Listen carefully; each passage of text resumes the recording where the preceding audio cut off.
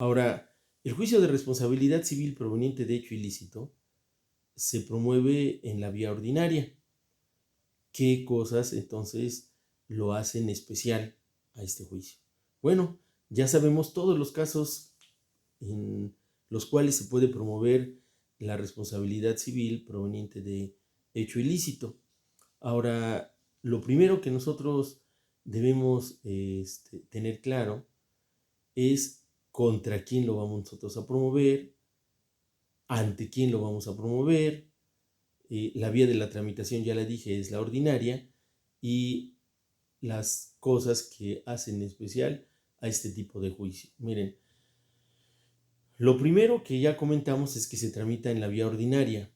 Ahora, ¿contra quién lo podemos nosotros promover? La situación penal es una situación que implica la responsabilidad directa de la persona que cometió el ilícito. Pero nosotros podemos promover nuestro juicio de responsabilidad civil también en contra de lo que nuestro código llama los responsables. Nosotros le pudiésemos agregar los responsables solidarios. ¿Cómo cuáles son los responsables solidarios? Pues miren, hay una parte en el Código Civil que se llama, también está en el capítulo de la responsabilidad civil, pero por riesgo creado. El propietario de un vehículo que lo presta, pues al prestarlo, eh, ha creado un riesgo, porque la persona que lo maneja, pues puede provocar un accidente, y la persona que lo maneja es responsable penalmente de lo que pudiese haber causado las lesiones o un homicidio penalmente, pero civilmente es también responsable el propietario del vehículo. Entonces nosotros como abogados tenemos que conocer muy bien quiénes son los responsables solidarios. ¿Por qué? Porque cuando ocurre alguna de las hipótesis donde tenga que participar un juez civil, porque en materia penal no se obtuvo la reparación del daño, bueno, sabemos que nosotros vamos a promover este juicio en contra, primero, del que es el responsable penal, pero vamos a promover nuestro juicio también en contra del que es responsable por el riesgo creado. Entonces, aquí, haciendo un paréntesis, pues vean lo importante que si ustedes o sus papás venden un día un vehículo, pues se cercioren de tener los documentos que acrediten que lo vendieron, su contrato privado de compra-venta. Obliguen ustedes al nuevo propietario a que haga el cambio de propietario, porque si desgraciadamente ese vehículo del que ustedes piensan que ya no tiene ninguna consecuencia ni ningún problema, un día se ve envuelto en un accidente automovilístico, pues piensen que los abogados van a demandar no solamente al responsable penal, sino también al responsable civil. Y si vamos más lejos, a veces el responsable o el obligado en primer término, que es el conductor del vehículo, pues pudiera haber fallecido o quedar en un estado de incapacidad. Entonces, los abogados, les aseguro que van a buscar, o ustedes van a buscar, quién es el responsable civil, quién creó ese riesgo, pues el propietario. Y si no ha habido el cambio de propietario, no tienen cómo demostrar que vendieron ese vehículo, pues les aseguro que se van a ver envueltos en un problema. ¿Quiénes pueden ser también responsables solidarios? Pueden ser también responsables solidarios los patrones. Los patrones le encargan a una persona un vehículo, le encargan a una persona una máquina, y las personas realizan su trabajo, y en ese trabajo ocurre un accidente, o sea, un delito culposo, pero hay una afectación en el patrimonio de otra persona. Entonces, si lamentablemente no se pudo obtener la reparación del daño en materia penal, pues esa reparación del daño se va a intentar a través del juicio de responsabilidad civil proveniente de ilícito penal, pero en contra también de los responsables solidarios. Esto ocurre con los dueños de los inmuebles ocurre con quienes ejercen la patria potestad, ocurre con los patrones, como ya hemos visto. Y pues nosotros, cuando vamos a promover nuestro juicio de responsabilidad civil, pues analizamos quiénes son las personas que son los responsables solidarios. Entonces, contra ellos también vamos a promover, además, contra la persona que es el responsable penal.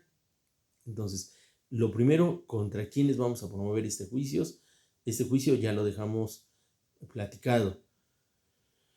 Ahora, ¿ante quién lo vamos a promover?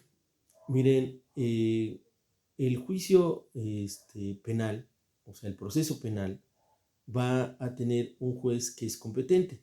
También, igual que en materia civil, hay reglas para fijar la competencia de los jueces, porque hay delitos que se cometen en un solo momento, hay delitos que se cometen de tracto sucesivo, y este tracto sucesivo o ejecución diferida pues ocurre a lo mejor en distintos municipios de Puebla, incluso en distintos estados de la República. Bueno, acá nuestro Código de Procedimientos Civiles dice que el juez competente para conocer del juicio de responsabilidad civil proveniente de hecho ilícito es el mismo juez que sea competente en la jurisdicción del juez que es competente para conocer del asunto penal. Entonces, si el juez que estaba conociendo ese juicio pues está en Atlisco, pues no tenemos que andarnos preocupando. El juicio de responsabilidad civil lo tenemos que promover ya ante el juez civil del mismo distrito que estaba conociendo o que conoció el juez penal. Ahora, acá lo primero que tiene que hacer el juez civil, ¿verdad?, es que va a ser una calificación de la ilicitud, del acto hecho. O sea, va a ser una calificación de la ilicitud civil, o sea, no penal, porque si ustedes analizan las hipótesis que platicamos de que no se puede obtener la reparación del daño, quieren decir que probablemente haya una calificación del hecho como no delictuoso, porque si el Ministerio Público no ejercita la acción persecutoria, si el Ministerio Público se desiste, si ejercitándola no se puede obtener la aprehensión o la detención, o por cualquier situación, pues el obligado se evade, entonces acá tampoco puede haber una invasión de la jurisdicción, porque acuérdense que la jurisdicción es una función, pero el juez penal tiene unas facultades y el juez civil tiene otras facultades. Entonces, el juez civil no va a invadir las facultades del juez penal. O sea, no va a decir si es un delito. ¿Por qué? Porque estaría invadiendo las facultades del juez penal. Lo único que va a considerar el juez civil es la ilicitud del hecho en materia civil, ¿verdad? Entonces, fíjense bien, eso es la función del juez civil ante el que nosotros vamos a promover, o sea, va a calificar la ilicitud civil de ese evento. Bueno, ahora, ¿qué cosas hacen especial este juicio? Pues fíjense bien, si durante la tramitación del proceso penal no se pudo hacer el aseguramiento o embargo de los bienes para garantizar pues el pago de la reparación del daño, lo primero que va a hacer el juez civil es que va a ordenar el embargo o aseguramiento de esos bienes. Pero acuérdense ustedes, cuando el embargo se da en forma cautelar, pues el solicitante tiene que otorgar una fianza que garantice, como vimos nosotros, en esa medida cautelar, el pago de los daños que pudiese haber causado si no se confirma en la sentencia, pues que esa medida cautelar tenía una razón. Cuando se trata de juicio de responsabilidad civil proveniente de hecho ilícito, lo primero que el juez debe determinar si no están embargados bienes por el juez penal, o si no son suficientes, entonces determina el embargo o la ampliación del embargo, pero sin necesidad de que el afectado otorgue fianza o garantía. O sea, aunque no se haya dictado sentencia en este juicio, inmediatamente se ordena el aseguramiento de los bienes o el aumento del aseguramiento de bienes para que garanticen el monto de la reparación del daño. Y ya embargados, pues el juicio sigue su curso en la vía ordinaria. Y aquí a lo único que se va a limitar el juez es hacer la calificación de los bienes, ¿verdad? Digo, del hecho para, de su ilicitud civil, no penal, pero asegura inmediatamente los bienes si es que no hay bienes asegurados o ordena el aumento del embargo para que el monto de los bienes sí garanticen la reparación del daño, que como dijimos en un principio, la reparación del daño tiene que cubrir la situación eh, eh, del daño, el perjuicio, y tratándose del daño, el daño moral y el daño material, ¿verdad? Miren, lo último que quisiera platicarles de este juicio es el monto de la reparación del daño.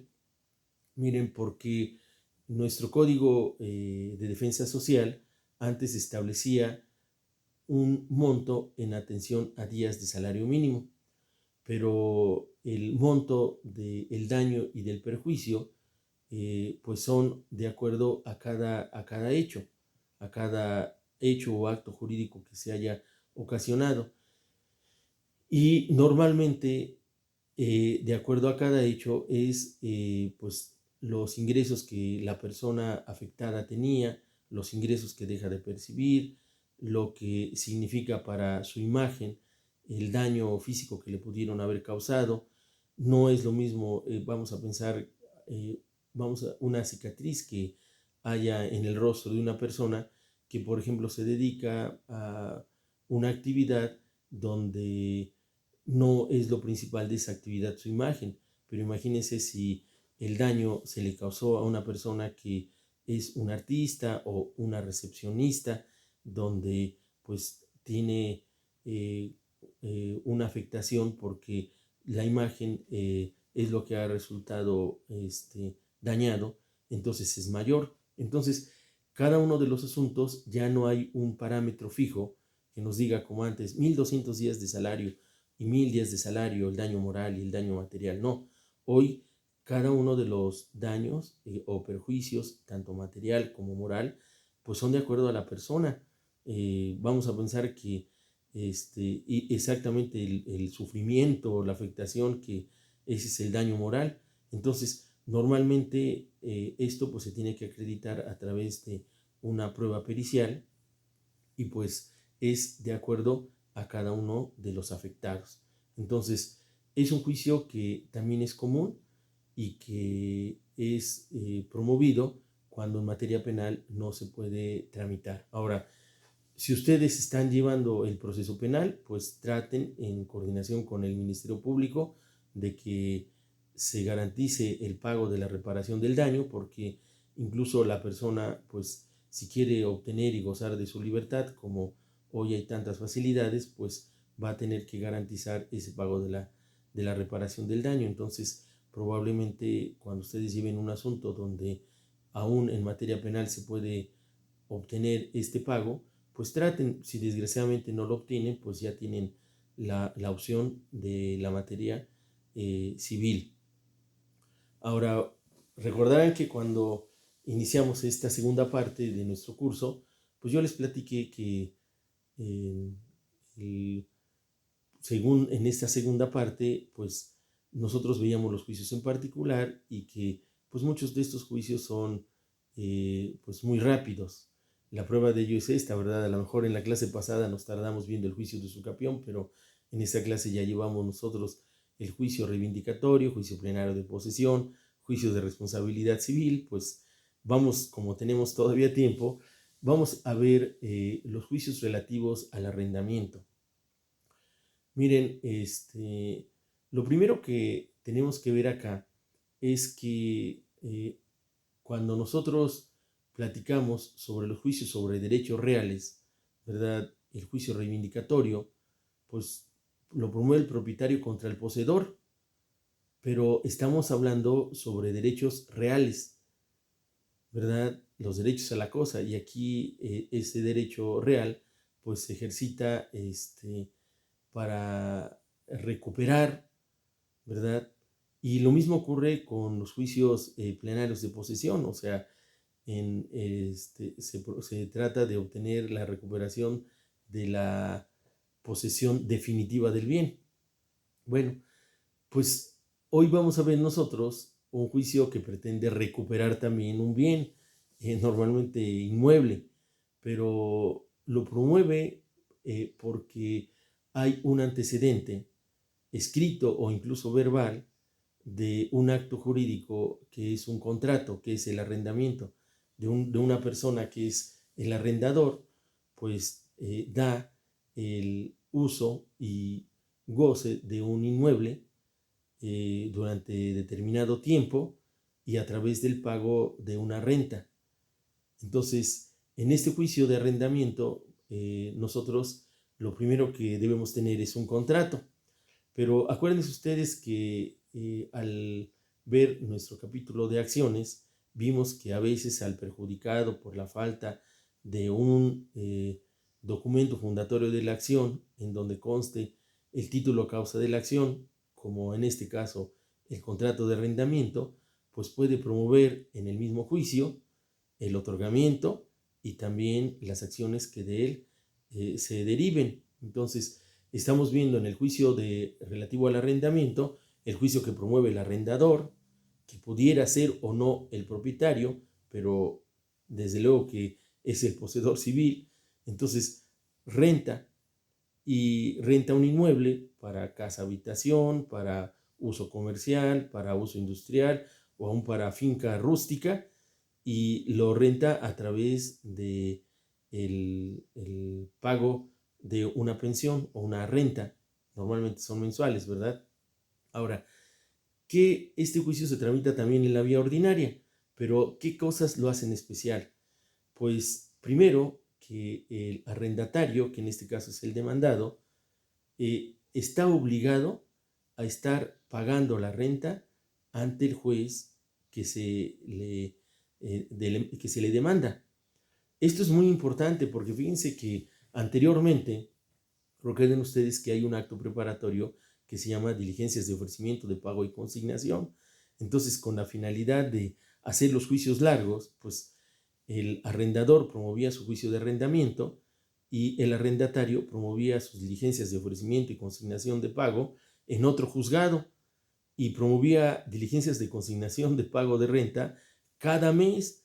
¿Y qué solicitaba? Pues vamos a promover la acumulación de los juicios, y imagínense ustedes lo que entorpecía la tramitación del juicio de arrendamiento. La verdad, quien aún en la actualidad lleva a un arrendador, pues debe advertirle que es un juicio que no tiene pues un resultado tan rápido como nosotros quisiéramos, porque no obstante que ya el Código de Procedimientos Civiles obliga al arrendatario a estar haciendo las exhibiciones y depósitos en el mismo juzgado, bueno, pues no es un juicio que inmediatamente traiga una restitución del inmueble, como vamos a ver ahorita.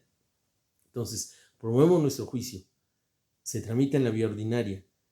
El arrendador, si no tiene este contrato de arrendamiento, debe acreditar ser el propietario. Eso sí, ¿verdad?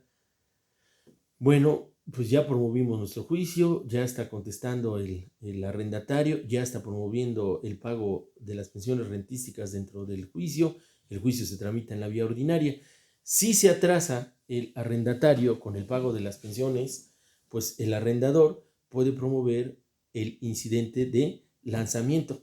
Eso sí, promovemos nuestro incidente de lanzamiento sin que se suspenda la continuación de nuestro juicio. Entonces, se promueve el incidente de lanzamiento y obtenemos una sentencia interlocutoria que condena al lanzamiento a costa del demandado, que es el arrendatario. Y pues recuerden ustedes que ya contra nuestra sentencia interlocutoria ya no procede la apelación, porque ya la apelación ya no es en contra de las interlocutorias. Entonces, esa sentencia interlocutoria se declara ejecutoriada.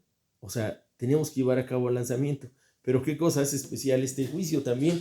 O en este caso ya específicamente al incidente, que aún llevándose a cabo el lanzamiento, si en ese momento el arrendatario paga las rentas vencidas, el incidente se suspende y pues tenemos que volver al juicio principal.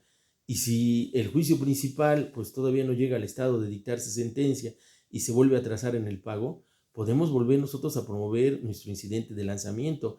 En el incidente de lanzamiento, el diligenciario va autorizado podemos pedir el auxilio de la fuerza pública, va autorizado para romper chapas y cerraduras, y si se llega al incidente de lanzamiento y no paga las pensiones, pues se procede al lanzamiento a costa del demandado, se le embargan bienes de su propiedad que garanticen el pago de las pensiones rentísticas, pero si nuevamente en ese momento paga las rentas adeudadas, el incidente se suspende. Pero fíjense bien, acá lo que nosotros debemos distinguir es que el lanzamiento se suspende siempre y cuando el lanzamiento sea producto de el incidente de lanzamiento, pero si el lanzamiento se decreta en la sentencia definitiva, pues ya no se puede suspender. O sea, se tiene que efectuar el lanzamiento, asegurar el pago de las pensiones rentísticas vencidas y bueno, obtener la recuperación de nuestro inmueble, ¿verdad? La diferencia, ¿verdad?, entre los juicios de arrendamiento y los juicios sobre derechos reales, el reivindicatorio o el plenario de posesión, es que la posesión que detenta el arrendatario es una posesión precaria. Esto es algo muy importante. O sea, el poseedor precario no va a poder adquirir ese inmueble por usucapión. Y se los comento a ustedes porque hay arrendatarios que tienen en el uso del inmueble arrendado, pues vamos a pensar 10 años o 20 años, y por ahí oye, es que la posesión que se requiere para la usucapión aún de mala fe es de 20 años, pues yo en lugar de que me saquen, mejor ya quiero ser el propietario. Esto no se puede porque el poseedor, el arrendatario, tiene la calidad de poseedor precario. O sea, el poseedor precario nunca va a poder adquirir un bien por usucapión. Entonces, esto también distingue al juicio relativos al arrendamiento de los juicios sobre derechos reales, porque cuando hay un contrato, ustedes de arrendamiento no van a tener que promover juicio reivindicatorio o juicio plenario de posesión. O sea, van a tener que promover su juicio relativo al arrendamiento, van a tener la posibilidad de promover su incidente si no paga las rentas adecuadamente. Y si no tienen ese contrato, pues pueden demandar simultáneamente el otorgamiento del contrato y también las acciones que de él se deriven. Pero cuando no tienen el contrato de arrendamiento, entonces pues no se puede promover el incidente de lanzamiento. O sea, solo se puede promover en los casos donde la acción es la rescisión del contrato, la terminación de ese contrato, pero porque existe ese contrato. Si no hay contrato, no podemos promover el incidente. Entonces, nosotros, fíjense, como abogados, muchas veces también asesoramos a nuestros clientes en materia preventiva. ¿Qué hay que aconsejarles a nuestros clientes? Bueno, si vas a rentar, hazlo a través de un contrato.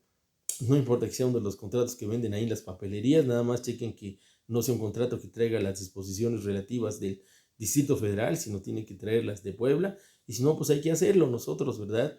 Bueno, y también hay que aconsejarles que ese contrato hay que ratificarlo tanto el arrendatario como el arrendador ante el notario. ¿Para qué? Para que ese contrato ya sea una prueba preconstituida, tenga un valor procesal y sustantivo pleno. Entonces nosotros ya no tenemos que estarnos preocupando, ya sabemos que nuestro juicio, no obstante cualquier chicana o cosas que haga el arrendatario a través de su abogado, pues va a proceder con eficacia jurídica y ya no nos vamos a tener que estar preocupando por demandar el otorgamiento y demandar las acciones que de él se deriven y por no tener la opción de nuestro incidente de lanzamiento. Entonces vean qué rápido vimos el juicio de arrendamiento. La verdad, si ustedes llevan al arrendador, es un juicio que pues le van a tener que recomendar paciencia. Y si llevan al arrendatario, pues con la mano en la cintura, es un juicio que lo pueden tener ahí un tiempo. Lo normal que pide el arrendatario es que lo mantengan y con la misma renta, y muchas veces lo que ocurre acá, ¿verdad? Como se tramita en la vía ordinaria, pues hay que conseguir un acuerdo. A veces el acuerdo normal es, bueno, mira, ya salte y te perdono las rentas vencidas. Y hasta te pongo un camión de mudanza para que te retires. Entonces, eso es lo que ocurre. No lo veamos como una situación pues de injusticia, sino más bien, desgraciadamente, la situación de una persona que renta es porque no tiene el patrimonio, dentro de su patrimonio, un inmueble y que no le queda otra opción. Entonces, lo único que piden es estar lo más posible. Y si nosotros vamos a pensar que llevamos ahora al arrendatario y le decimos, a ver, ¿cuántas rentas debes? Pues me atrasé 6 meses, a ver. ¿Y cuánto tiempo crees que necesites? Así en forma indispensable, unos 3 meses para salirte. Sí, bueno, pues vamos a llegar al acuerdo. Y seguramente el arrendador no va a tener inconveniente y va a aceptar, bueno, pues yo acepto con tal de que se salga. Y bueno, pues ahí sí hay que ver que lo cumpla para que no estén pasando la pena ahí de que les apliquen un lanzamiento, ¿verdad? Entonces, son juicios que si llevan al arrendatario, pues es muy fácil quedar bien, pero si llevan al arrendador, pues van a tener un poquito más de complicaciones. Entonces, qué bueno, miren, acá nosotros veríamos el juicio oral sumarísimo, como les comenté en clases anteriores, pero vamos a modificar un poquito el orden para que en la próxima clase empecemos a ver los principios de los juicios en materia familiar. Y como actualmente, ¿verdad? Ya el tribunal, a través del Consejo de la Judicatura, se pronunció por qué juicios se pueden llevar en la vía oral sumarísima. Entonces ahí vamos a ver el juicio oral sumarísimo. Vamos a aprovechar porque uno de los juicios que se ven es el de divorcio y otro de alimentos. Fíjense, también hoy los incluyeron en la vía oral sumarísima. Entonces, al ver juicio oral sumarísimo, vamos a aprovechar para ver alimentos, y también divorcio incausado, y bueno, avanzar en lo que son los principios de la materia familiar. Entonces, es lo que vamos a ver la próxima clase. Pues que se la pasen muy bien, compañeros, estamos pendientes. Ya después de esos juicios en materia familiar que agregaríamos los sucesorios, vamos a ver los procedimientos no contenciosos y medios alternos de solución de conflictos, y terminamos nuestro programa. Bueno, pues que se la pasen muy bien, cuídense, hasta luego.